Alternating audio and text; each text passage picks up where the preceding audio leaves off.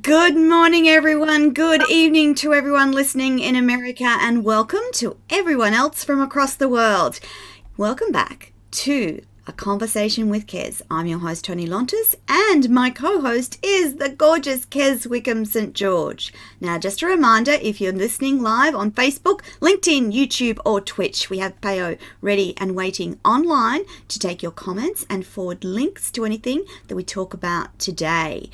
Now, as you know, each week Kez joins me to co-host the show, and we like to talk to amazing authors with wonderful stories about their books and their publishing journey. And today's guest is no different. Please welcome to the show today's guest, Leigh Megheart, who is a non-fiction memoir writer, someone close to my heart.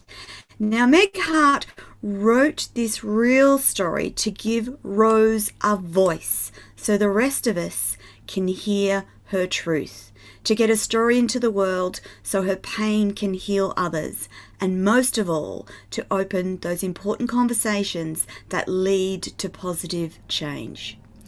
Published through KMD Books, whose mission is to share powerful stories, Carbon Under Pressure is Meg Heart's first book, being launched on the 5th of November 2021. It's based on real events that happened to Rose. Rose's story, is shocking, riveting, and unforgettable. What happened to Rose could happen to anyone. Rose cannot speak out under her real name due to the laws that forbid public disclosure of certain information in her story. And just as the Australian of the Year, Grace Tame, has had a similar experience, she faced three choices: stay silent, tell a lesser story, or share the raw, real events of her life in a new way. And that's when she found Meg Heart. The team at Meg Heart believed you can only heal as individuals and as a society when silence is broken and the truth can be shared without fear. Carbon Under Pressure is the first of many projects that the team at Meg Heart plan to bring to life and share with the world. Real stories are the most important stories we tell, and the world needs to hear them. Good morning, Meg. Good morning, Kez. Welcome to the show. Hello. Thank you. How are you going, Meg? Now, I'm well, thank you. It's so good to be here. Now, Meg, your company is Meg Heart, but your name is Leigh. You want us to use Leigh today, correct? Yes. Thank you. Yes. Fantastic. Leigh, I'm actually going to hand over the show to Kez today. My wonderful co-host, Kez, is more than experienced enough to lead the discussion today. I'll remain in the background, but Kez will be the driver today. She has amazing insight into this story in particular. Over to you, girls. Have a wonderful show, and I'll be back at the end to make sure we keep to time. Thanks, Toni. Hi, Toni. Thank you. Well, it's just you and I today, Leigh. How nice. Yeah, it's like a little personal discussion between us. So yeah, that's what's going to be. It's just going to be a little personal discussion between us. Now, I have recently talked to your publisher, and she's absolutely thrilled by the way the book is looking, by the way the book is going, and it's going many, many places. But it's a fairly new published book, isn't it? Yes, it is. When is it actually launched? Launches Friday. Yes, it's Friday, which is exciting. Yeah, so what are you going to do about that? How's it going to be launched into the world? So we're doing a virtual launch on Friday evening Australia time, which is 8 p.m. Sydney, Melbourne time, 7 p.m. Queensland time, and 5 p.m. Perth time. Mm-hmm. So, which is really, it'll be great. So we're looking. I had down 8 p.m. I must rearrange that time because I saw 8 p.m. and thought, hang on, that's not Perth time, so I must, because I want to join in. managing all these different times. Oh, it's crazy, isn't it? Why can't we just be all one time? Anyway, Leigh, what was the driving force for you writing this book? The driving force was really to bring out these real and raw stories to help people break their silence and in order to heal. So, and then also sharing those stories to help them, to support them to share these stories so they can encourage and inspire others to break their silence as well. Okay. And do you think this book will do that?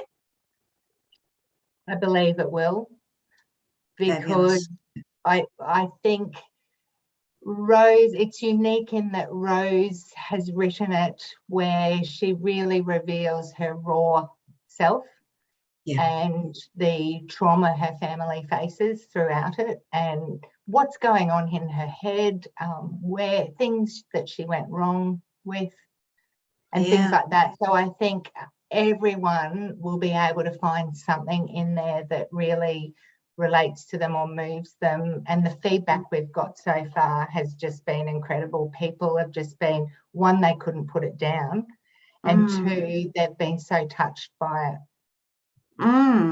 Yeah, I've read the book. It was, I don't know if I can go on. It did touch some raw places in me. I mean, everybody, I think every woman that is in their 40s and 50s have had moments that it's been maybe bullied or abused in some way. And whether we carry that with us and through our lives, what do you think about that? I think we do. And it's incredible. Like when you read Rose's story, you realise that our childhood shapes us and sets us up really for what we go through as an adult and what we bring into our lives or attract into our lives. And it's really interesting to read and see Rose go through that process and talk about it and understand how your childhood impacts your adulthood greatly. That's right. Yeah, it's just what we talked about. Yeah. It's amazing how we batten it down inside us, isn't it? And we think, no, nobody's interested. Nobody wants to hear it. But for all we know, the next door neighbor could be experiencing the same thing. And so you've done the right thing. You have to draw it out of your mind and out of your heart, really, because it's been sitting in your heart. So that must have been the instigator that caused you to write the book, was having that whirl around in your heart and your mind and thinking, how do I get this out? Definitely. I could tell you nearly every woman will relate to Rose in some way. I feel that, and the feedback we've got from it has been that. So I think it's a real, it's so important to bring this out to the world, to really open up those conversations and to support people to break their silence, because it's the silence that causes a lot of this pain and keeping these secrets. I think it in my experience of promoting books like this, the women that write them, including yourself, have said the release it's caused, and sometimes with the release you get like a little bit of sickness that comes out of you as well. Like you might get the cold or a flu or whatever happens, a migraine or a headache. They've all said that something has been worrying them, and then once they've released it. So did you have an experience like that, or like the relief? Yes, well, watching Rose go through it, I did. I could relate to it very well, and seeing her, the release. So she initially started writing to help her heal, to just process things, and it's so therapeutic when you write. And it's extremely therapeutic, actually, because it's amazing how it puts your thoughts into perspective, and it helps you to start thinking clearly as well. Yeah. And watching Rose go through that was incredible. Yeah. And I knew that this was something that we had to do because, you know, with Rose, she was and her family were holding on to a deep, dark secret, or several secrets that was causing immense pain. And when you understand how secrets work, you can see how it impacts mental health. So when people, like, we all have secrets. We can have a innocent holiday romance, a secret with a best friend back at school, definitely, or things that we did. And it's not so much carrying the secret that is harmful. It's those painful secrets that we carry that can be so harmful. And it's not so much carrying them, but it's how much your mind wanders to them. So the more your mind wanders to it, that can cause rumination. That's right. And then rumination can spiral into hopelessness. So it's that hopelessness that brings about, or really is the seed for depression, anxiety, and suicidal thoughts. Definitely, I agree there. That was the motivation behind it for myself and for the whole Meg Heart team. You know, we've got key people. Martina Sheehan, she's incredible. She's a ghostwriter, so she joined the team and really believes in what Meg Heart's doing. So so it was a great journey. And so I found that one thing I did find, this is just me being doing book reviews. Excuse me. You don't often find like it under the author's name. I only just found out by looking at the book and thinking, where's the author's name? Because it was it seemed to me it was written by Meg Heart, and she's your ghostwriter, isn't she? Now explain what people ask me what a ghostwriter is. And in my mind, I don't know why, I always see this little ghost writing away in the corner. But explain to your audience what a ghostwriter is and what a ghostwriter can do for you. So a ghostwriter basically can write your story or write your book. And a ghostwriter is a professional writer who often does it for a living and can basically write your book so it's under your name. So it's still under your name. That's traditionally what happens. However, with Meg Heart, it's so ironic that it's the ghostwriter who is named, which is, you know, Meg Heart or the team of Meg Heart, including Martina Sheehan. And it's the actual author who remains silent. Yes. So, and is protected. Yes. Now, I think for your audience to understand, maybe I should explain how this occurred. Yes, please. So obviously Rose had a story to tell, and we at Meg Heart really supported her and believed in that story to get out to the world as well, to help others. So we went through the journey over 12 months, supporting her to write and facilitating that. And then along that journey, we got legal advice. And the legal advice was, because of the laws in Australia, Rose was forbidden to tell her full story. There were parts in the story that she could not tell. And I don't want to get into the political reasons, but the thing here is that she had three choices. She could have just stayed silent. She could have written a lesser story, taken some of those events out that she can't speak about. Or she could have told it in a new way. And that's where she found Meg Heart. We created Meg Heart, and that's what we're doing. Beautiful. So the author remains silent, and we're still able to get these important stories out into the world to help people and ignite those conversations that we need to have. Now, at the back of the book, I see a lot of contact addresses. So if there's anybody out there that wanted to write their book about whatever's happened in their life and remain the silent author, you're saying that it would be wiser to contact someone like Meg Heart and go through that avenue. Definitely. So people can contact us through megheart.com. Yep. There's a contact form on there to reach out to. Yes, I see that.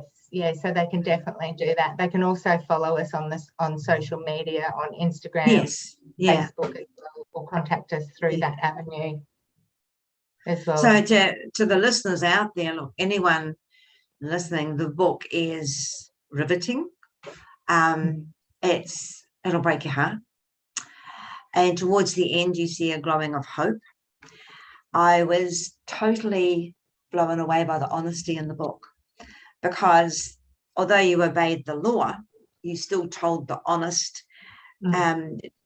story that literally must have, when I wrote my own bio, I couldn't stop crying. I thought, I'd forgotten that it happened, and and it all started coming out again. And I found that, just as you found, Leigh, that to tell a true and honest story, it makes you awaken to the fact that so many other people are sharing a story in their lives as well.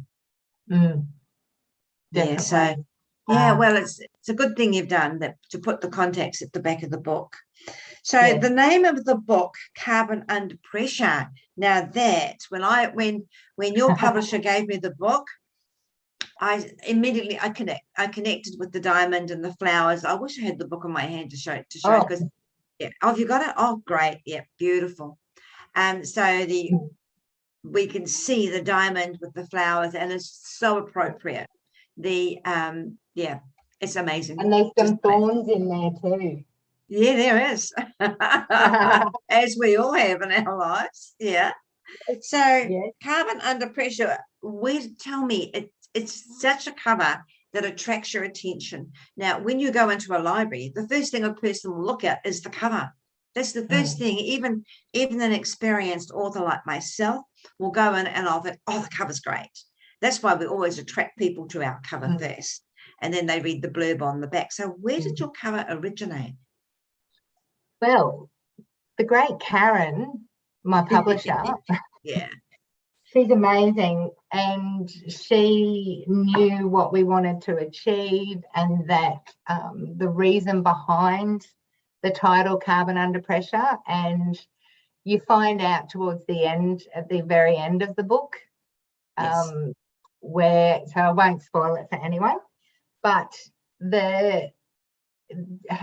one of her staff, her artist, came up with this, and it was fantastic. So we toyed with it for a little bit, and I love the flowers, but we got the thorns inserted in there as well, because we wanted to really depict what the story was about. So the smile on your face while you're holding that book is amazing. I wish we were on TV. I'm so excited. This is just means so much. Much to Rose, to me, to Martina, and I'm sure it will mean so much to others as well. Okay, so the creative style of writing your book, I mean, it's your first book. So how were you guided through your creative style of writing the book?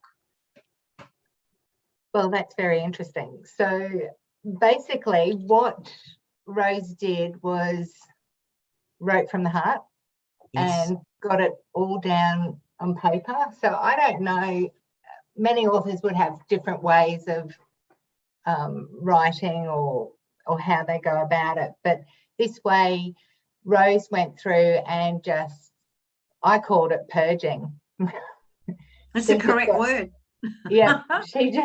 She just got it out on paper and just kept writing and writing, and she was so committed. Like some mornings she'd be up at 3 a.m. writing. And when you write, especially like Rose did, she wrote from the heart, And that's a really important thing, and it really comes across clearly in the book because it's very raw and real.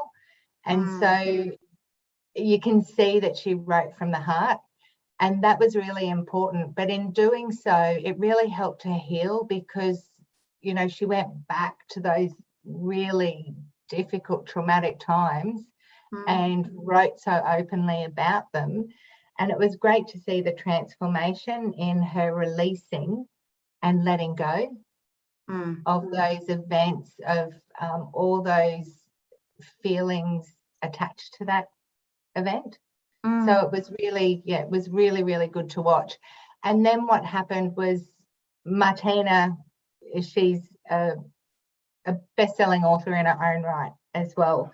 So she was amazing, incredible, guiding Rose through it, and myself in crafting how we laid it out. So, which was really good. Yeah, it's very hard unless you're a professional author. When it's your first book, it's really hard to know what comes first, what comes last, what goes in the middle. So yeah, the book is beautifully written. It really is, and you've had amazing help. But it still comes out like your story. Nothing's been twiddled too much. You know, you can see that in the book. It's your story. It's just an amazing book. Yeah. And Rose had total control. Like it was what she wanted. And the interesting thing is, Rose wrote about 4 times the amount of words that are in the book, probably even more. But it was, you know, just taking bits out and, you know, rearranging things. So yeah. Well, that's normal. You know, when you have a good. The thing that breaks my heart about when, like, I have an editor, and she's one of my favourite people, and she lives over the east of Australia, and so I send her my book, and then, you know, when she says your book is ready, I get a little ting, your book is ready, and I'm like, oh no, what's she done to it, you know? And it's like there's an advert on Facebook that shows an author getting an editor's review, and you can see, and it's just the same thing. We all cringe and we all think, what has she done to the book, you know? And so we go through it, and I must admit, my editor and she's gotten to know me, and that is so important, that your team actually knows who you are and what you want to do. That's so important. So we get on well. One day I'll have a cup of tea with a woman, but you know, she goes, like, she makes little highlights. And now she's learned that, you know, I'm just about under the desk cringing, thinking, what has she done to my book? Yeah, but you know, she doesn't do anything horrible, that's for sure. You know, she says, my apologies, but this needs to be attended to. And she's absolutely, I have to take note. I mean, I'm not a professional editor. I mean, as you would have seen, as you write from the heart, so your fingers are going flat out over the keyboard. Did you experience that? And you don't worry about, I mean, that's what the editor's job is. It's like, don't worry about that. Just keep going while you're getting it out of your head and your heart. Just keep going. Yeah, I find my punctuation goes out the window. It just goes. Oh, yeah. I love it. And when I send it to her, I actually think, oh my, she must think I'm a right twit, this woman. There's no stop. There's a comma in all the wrong places. The punctuation is shocking, but I'm not the editor, and I take pride in saying, there's my book. Yeah. That's what their job is. So you just get it out, and then they fix it all up. Yeah, so there was a lot of toing and froing. Of course there is. Yeah. So, there has to be. There has to be a communication between you and your editor or your team you've got with you for the book to shine, and it does shine. That you've all done a beautiful job. You really have. And another thing I think for authors to understand, when you write, I mean, you don't worry about it. It's in the process that the editors do. But when you're writing a book for a global audience, that was great that the editor would pick up things like, you know, in Australia it's 000 when you call for an emergency. So, you know, that needed to be changed to emergency number. Yeah. And things like that. So yes. Yeah. I never thought of that. Yeah. While you're writing, don't worry about. But there were quite a lot of things that were picked up that our editor, she was amazing. She picked up and changed it. So, and then there's your proofer, and yes. I love how they cross the T's and they dot the I's. They really do. So, you know, you've got an editor working for you within your team, Meg Heart, and then you would have had the proofer come in and say, you know, we can do it. And then I didn't realize, I mean, I just get the editor, and then she said, we work between us as you would have done. And then I send it off to my publisher because it's been edited, and that's the part I pay for. So, and then you don't realize the team that goes into action then with your book. Yeah, your book is handled about 5 times.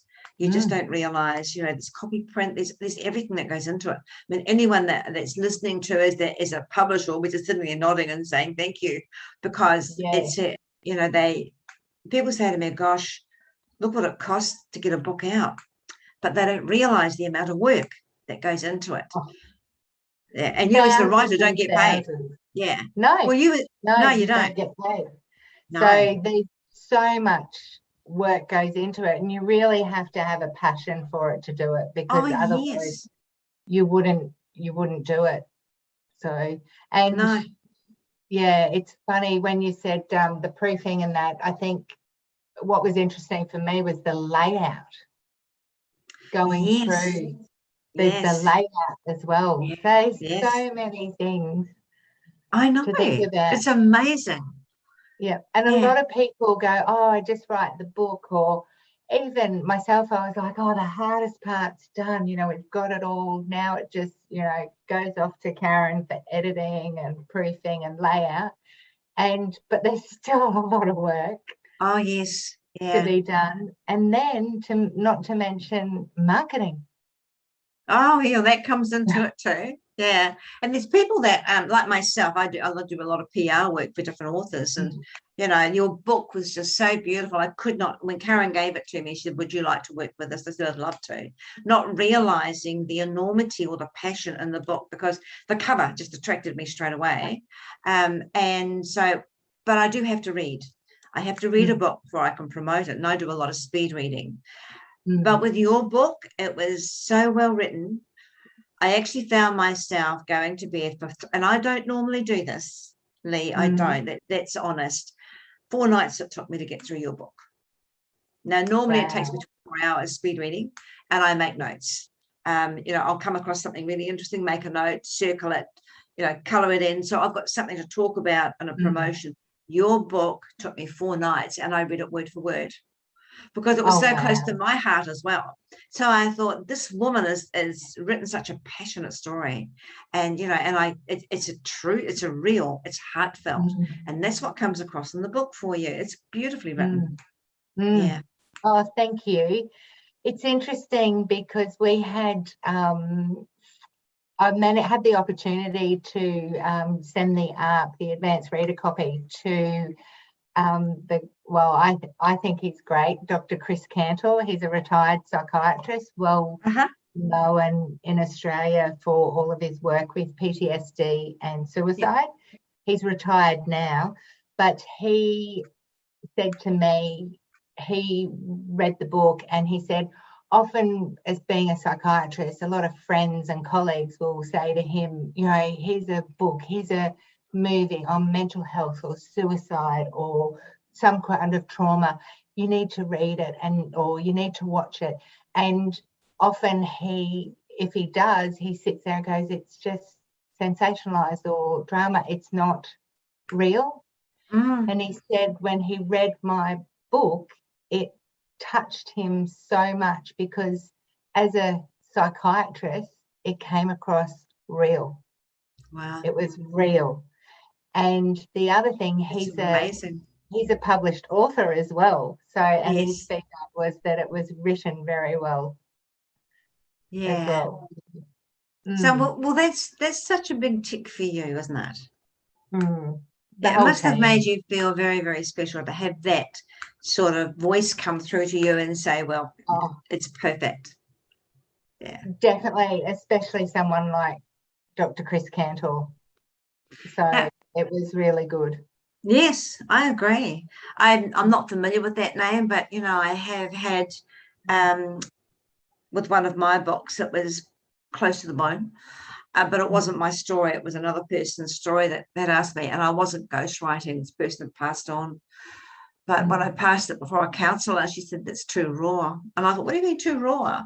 Yeah, but I actually got it, in your book, I felt it actually gave me the shivers because it was so honest, and, I don't want to give some of the book away, but, for you to for that person to find out all about Rose, how it was happening, what a shock to the system.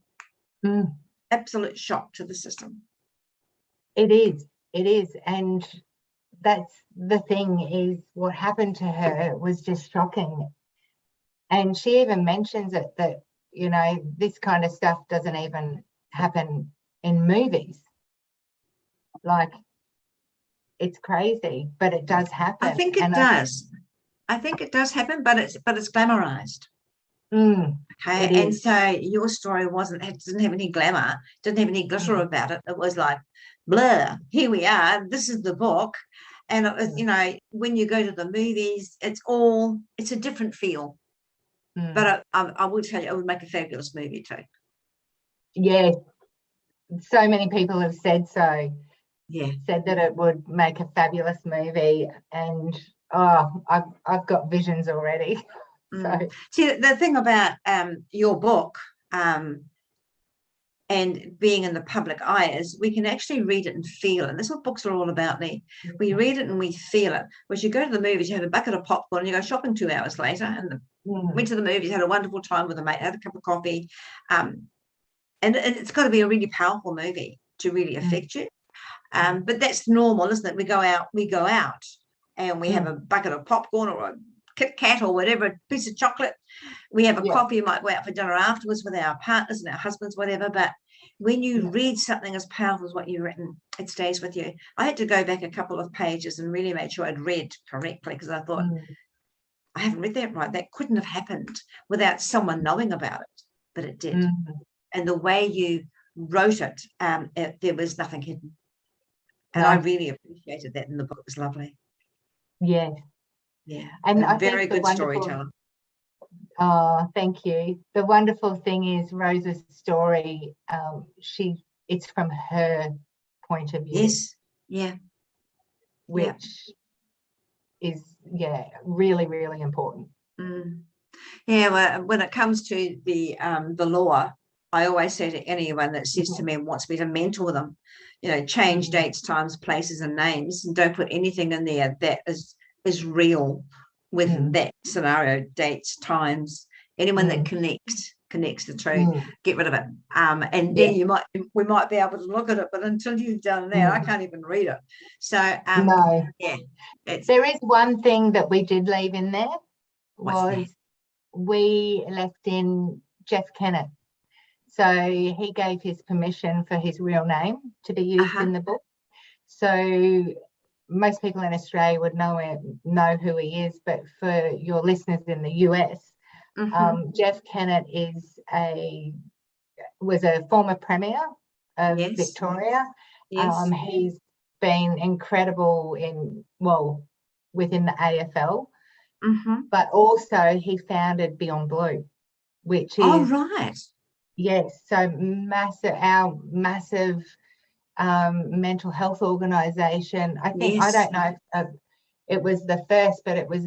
They've done so much incredible work. So he founded that and did a lot of work in it, and he was so touched by Rose's plea. I won't give too much away. Rose pleaded with several people, and he was one of them that was so touched by it, and basically was her knight in shining armour. Wow, really that's wonderful. Helped.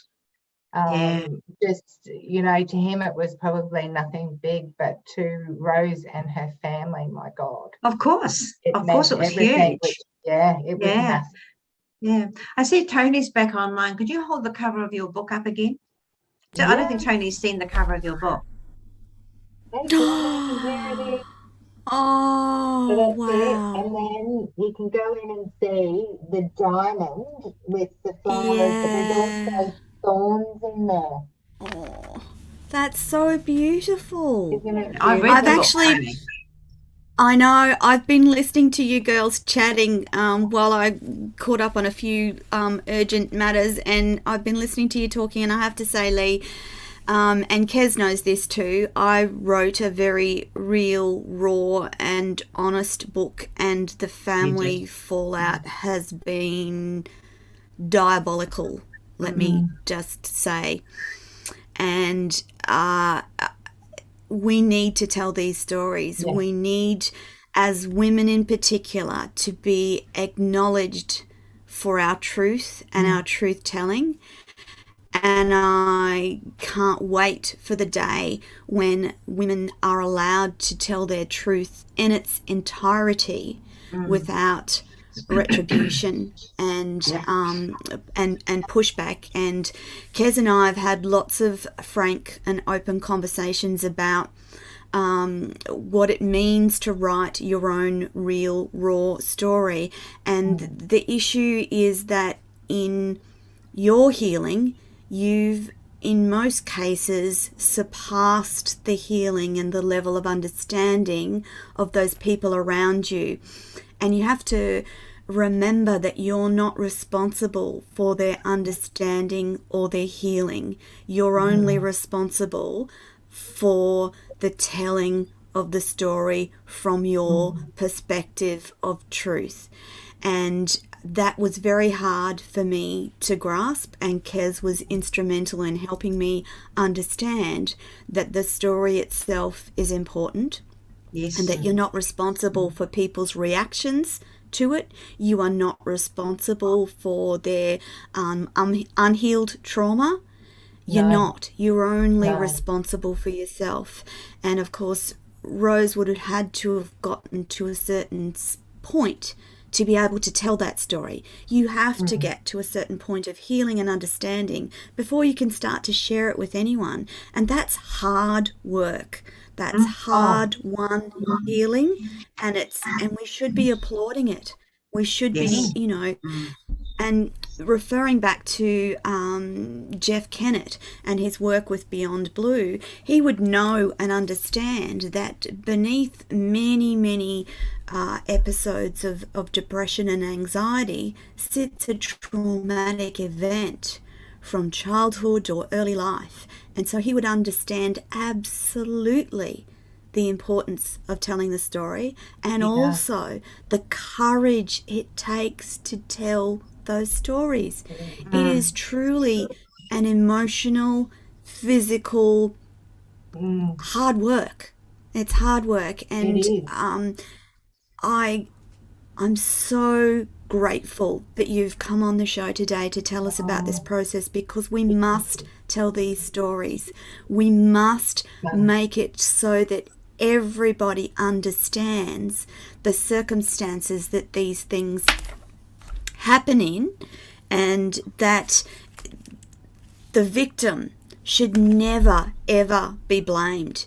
Never No, ever ever ever be blamed, because it's not their fault. no, and that's where it when you look at it as a person who's healed and or has seen people heal as well, it is Yes, so unfairly placed. The shame absolutely. always is placed with the victim, and Yes. I'm so passionate about this. Guilt, Absolutely. regret, and shame are always placed with the victim.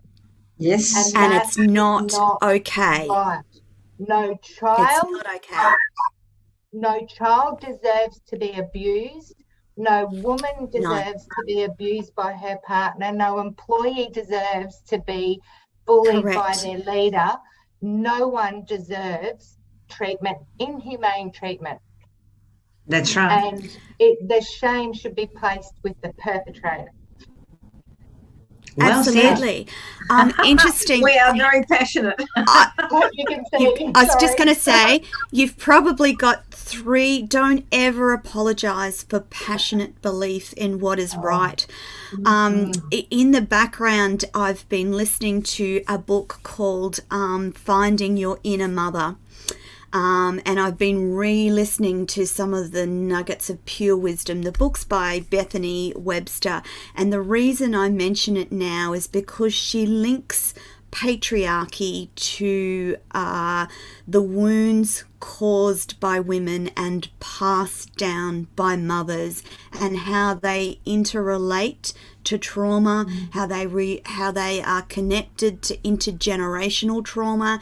And from my perspective, since I wrote my book, I've just come to understand so much more in the process. So I thought that I'd learnt a lot to get to the point of reading the book, but the learning and understanding has continued on and on and on. And in listening to her book, I'm able to see patriarchy in women, and in particular women who blame victims or suggest that they shouldn't have been wearing something or drinking or in such and such a place.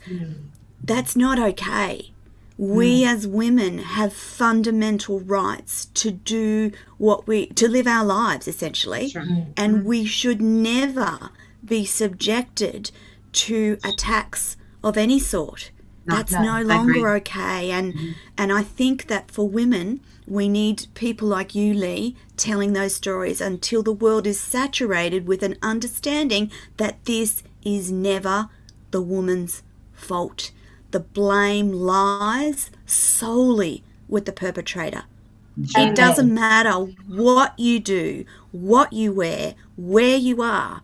It is never their fault. And we have a rhetoric of victim blaming. We've seen it across the political sphere in Australia. And if either of you girls have been tapping into Grace Tame's commentary across social media, she's very powerfully coming out in support of victims and trying to stop victim shaming and educating people on what these crimes look like. They are done in secret. They are done in ways which would stop the victim talking and which would stop other people knowing. These things are done in secret. Until we bring them into the open, they will continue to cause pain and suffering for men, women and children across the planet. So, Leigh, I can't be in greater awe and support of what you're doing.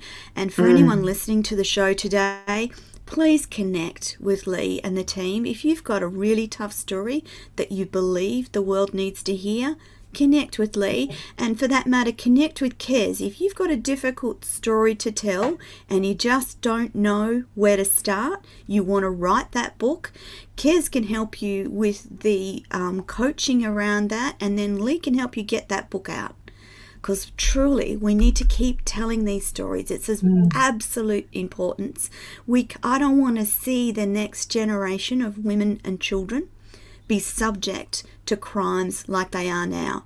And it keeps happening. It keeps happening. We need to live in a society where it's so uncomfortable for a perpetrator to do the things that they do, that they are caused to think seriously about doing anything that's wrong. That's a society that we need to live in.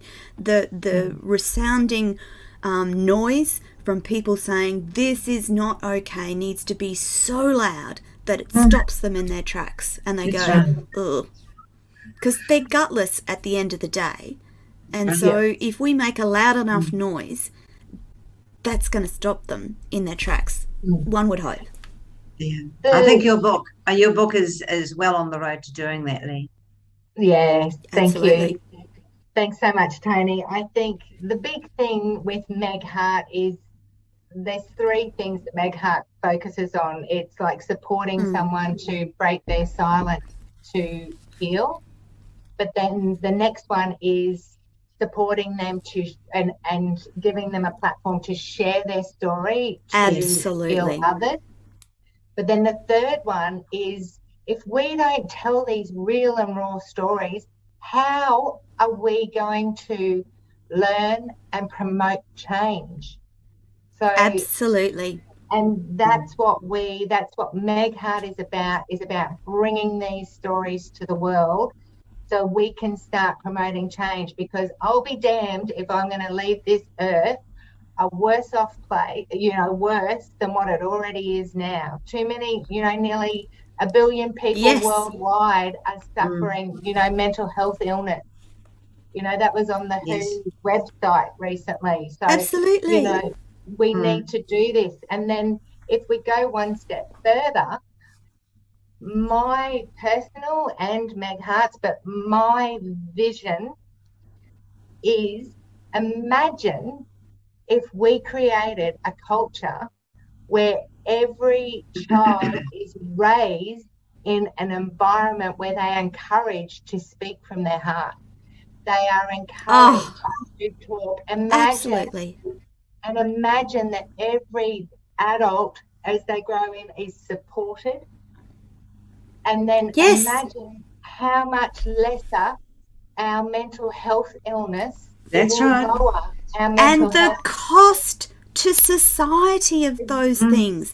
So I don't know if people understand, one episode of trauma in one human's life takes a lifetime to heal. And if we stop these things at the beginning, then that just has humanity-wide effects, doesn't it, Leigh? That's right. Yes. So it also reduces the risk of trauma. I'm not going to say it'll stop trauma, because it won't. Yes, that's right. People are empowered to speak out. As soon as they're empowered to speak out, and they know they can speak out without fear, then they will be supported. We need to support people who have the courage to speak out. And it does take courage. It's not something you do. It's not something that you do lightheartedly. It takes real, strong conviction that your story needs to be heard, and that takes courage. And no one listening should ever think that these stories are written as a money-making exercise or as a point of blame, because they are not. It's about giving voice to your trauma so that it ceases to have power over your life. And the fundamental core around trauma and trauma healing is being listened to. Someone saying, oh my God, this is terrible. It's being heard, it's being validated. Those are the cores to the start of trauma healing. And if you're not listened to in that first instance, then statistically, your chances of recovering fully are limited. So just imagine that, people. If someone discloses to you of any level of trauma crime and you don't listen to them, you're diminishing their chances of ever healing properly. I want people to understand that the most important thing you can do is listen and validate their truth and story. And that's what Leigh is going to do. Thank you so much, Toni. I think that was a really good point to make, what Meg Heart is about. It's not the whole basis of Meg Heart is to bring these stories out. It's not about, pointing the finger, blaming, retribution or anything like that. It's not. If it was, we would somehow work out a way to name those people. Like to Rose, her story meant far more, getting that out to the world than it does for her to be named. Correct. She doesn't need to be named. No. Because the power is in her real story. Yes. Yes. Yeah, I understand. It's an amazing story. And And I know too that for me, lots of people said, oh my God, that was a tough story to read. Well, guys, trauma is tough. That's right. And you need to understand just how tough it is. And it's not for the faint-hearted to get through and walk to the other side. And if they're telling their story, it's going to be a damn tough story to read. But you need to read them. You need to understand what trauma does in people's lives, how it affects the relationships in and around them, and how it affects their thinking for a lifetime. And yes, you can heal. And those instances where the perpetrator gets a slap on the wrist or a 4-month jail time gives no inkling, absolutely, gives no inkling to the depth of recovery that the victim will have. And that's another story for another time, is our judicial system and how pathetic it truly is in relation to trauma and victims. Completely pathetic. Not a justice system. It is better. It's better now than what it was 30 years ago. Though. But it's much better now. Still not good, is it? It's still not good. No. Yeah. And the book, Leigh, you can see that in the book. Absolutely. And I think too that related to those stories of trauma is we need to continue to tell those stories around what happens in the judicial system, because people that go, oh, she's just doing it for money, or she just wants attention. If you go through the judicial system, there's no way you will survive if it's about money or attention, because it will eat you up, spit you out, and destroy you. There has to be a truth to your story that gets you through that process. Right. Lovely ladies, what an amazing conversation to have today. Kez, thank you for taking most of the show on my behalf. I'm very appreciative today. Leigh, I can only just applaud the work of Meg Heart and encourage those listening today who have a difficult story to connect with you. When this, of course, the links are in the live chat for everyone listening live. If you're listening to this post-show, the links will be attached to any of the places where you view this content. Leigh Hurl, Meg Heart, thank you so much for being on the show today. Kez Wickham St. George, my gorgeous co-host, thank you for co-hosting the show this week. We will be back next week with another show. Leigh, thank you so much. That's your lot for this week. Much, Toni and Kez. Thank you. Bye, gorgeous ladies. Bye-bye. Bye-bye. Bye-bye.